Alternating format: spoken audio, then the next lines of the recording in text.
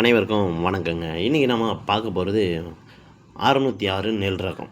ஓகேங்களா? மகேந்திரா 606 நெல் ரகத்துக்கான நேரடி நெல் விதைப்புக்கு உரம் மேலாண்மை. நேரடி நெல் விதைச்சோம் இல்லையா, நம்ம நேற்றுக்கு நடவு உரம் மேலாண்மை பார்த்துருப்போம். இன்றைக்கி பார்த்திங்கன்னா அதே நேரடி நெல் விதைப்பு உரம் மேலாண்மை பற்றி பார்க்கலாம்.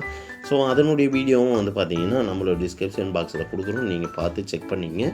இப்போ இதுக்கு என்னென்ன உரம் போடணும், எப்படி போடணும் அப்படிங்கிறத பற்றி முழு டீட்டெயில்டாக பார்க்கலாம். என்ன பெரிய ப்ராசஸ் வருமா அப்படின்னு கேட்டிங்கன்னா, இல்லை ஒரு சின்ன டிஃப்ரென்ஸுக்கு மாறும். அதே மாதிரி சின்ன மருந்துகளும் மாறுங்க. அதுதான் இங்கே உள்ள பிரச்சனை. ஓகேங்களா? அதனால தான் இதுக்கு செப்பரேட்டாகவும் அதுக்கு செப்பரேட்டாகவும் நம்மளுடைய விவசாயிகள் கன்ஃபியூஸ் ஆக வேண்டாம். நடுவுக்கும் நேரடி நெல் விதைப்புக்கும் என்ன வித்தியாசம் அப்படிங்கிறத பற்றி நம்ம டீட்டெயில்டாக ஒரு வீடியோ நெக்ஸ்ட் அப்லோட் பண்ணுறோம். கொஞ்சம் வெயிட் பண்ணுங்கள்.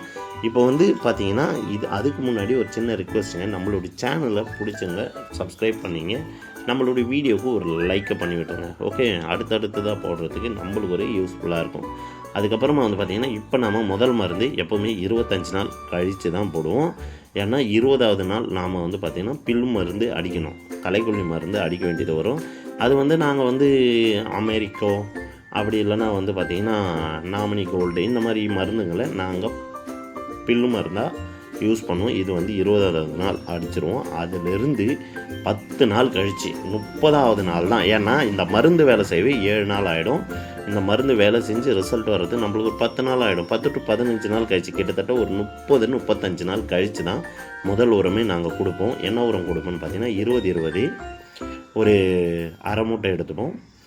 யூரியா ஒரு 15 கிலோ. அதுக்கப்புறமா பார்த்திங்கன்னா குருணை, இந்த கேன் மருந்து சொல்லுவாங்களா, ராலி கோல்டு இந்த மாதிரி நிறைய இருக்குது. அந்த மாதிரி மருந்துங்களை நீங்கள் குருணைகளை பயன்படுத்திக்கலாம். ஓகேங்களா? இந்த அளவில் பார்த்திங்கன்னா 3த்தையும் கலந்துட்டு நீங்கள் ஒரு 35வது நாள் போட்டுடலாம். அதுக்கப்புறமா பார்த்திங்கன்னா அதிலிருந்து ஒரு 15 நாள் பார்த்திங்கன்னா விட்டு 50வது நாளில் நீங்கள் ஸ்ட்ரெயிட்டாக 20-20 மட்டும் ஒரு ஏக்கருக்கு ஒரு 3/4 மூட்டை, அதாவது ஒரு 35 கிலோ இறைக்கலாம். அதை விட்டால் நீங்கள் ஒரு மூட்டையாக கூட இறங்கி 50 கிலோ. ஓகேங்களா? அதுக்கு அடுத்து தான் பார்த்திங்கன்னா 70வது நாளில் நீங்கள் ஒன்றும் பண்ண தேவையில்ல, ஒரு பொட்டாசு ஒரு 15 கிலோ, யூரியா ஒரு 15 கிலோ, மண் ஒரு 15 கிலோ, 3த்தையும் மிக்ஸ் பண்ணி நீங்கள் என்ன பண்ணுறீங்கன்னா ஒரு நல்ல பார்த்திங்கன்னா மருந்து பை சொல்லுவாங்கள்ல, யூரியா பை, இதுலேயே நீங்கள் என்ன பண்ணுறீங்கன்னு பார்த்தீங்கன்னா நல்லா கட்டி 3 நாட்கள் காற்றுப்படாமல் அப்படியே வீட்டில் எடுத்து வச்சுருங்க. ஒன்றுமே ஆகாது, எல்லாம் 3 மிக்சிங் ஆகும். பொட்டாசும் யூரியாவும் மண்ணும் மிக்சிங் ஆகணும். ஆனால் பார்த்திங்கன்னா அந்த மண் எப்படி இருக்கணும்னு பார்த்தீங்கன்னா, அந்த மண் புட்டு மாதிரி இருக்கணும். ரொம்ப ஈரமாகவும் இல்லாமல் ரொம்ப காஞ்ச கருவடாகவும் இல்லாமல் மீடியமாக இருக்க சொல்ல அது 3 மிக்சிங் நல்லா ஆகும். அப்படி பண்ணி 3 நாள் கழித்து 4வது நாள் அப்படியே எடுத்து போய் வயலில் போடலாம்.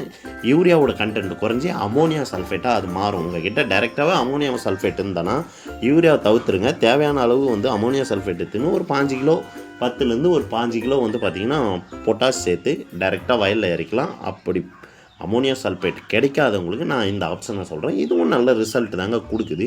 போக போக புகையான் வராமல் தடுக்கிறதுக்கு எப்படி மருந்தாக இல்லாமல் நம்ம கையில் இருக்கக்கூடிய பொருளை வச்சே புகையான கண்ட்ரோல் பண்ணலாம். 100% ஷுவர் ஷாட்டாக அது கண்ட்ரோல் ஆகுங்க. புகையான் இந்த மாதிரி பல பூச்சிகளுக்கு நம்மக்கிட்ட நிறைய மருந்துகள் பார்த்திங்கன்னா இயற்கையானதாகவே இருக்குது.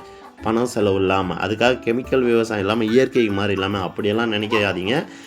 இயற்கை விவசாயன்றது வேறு மாதிரி ஒரு மெத்தடில் போகும். அதுக்கான வீடியோவும் நம்மக்கிட்டே இருக்குது. நம்ம கூடிய சீக்கிரம் அதையும் பதிவு பண்ணுவோம்.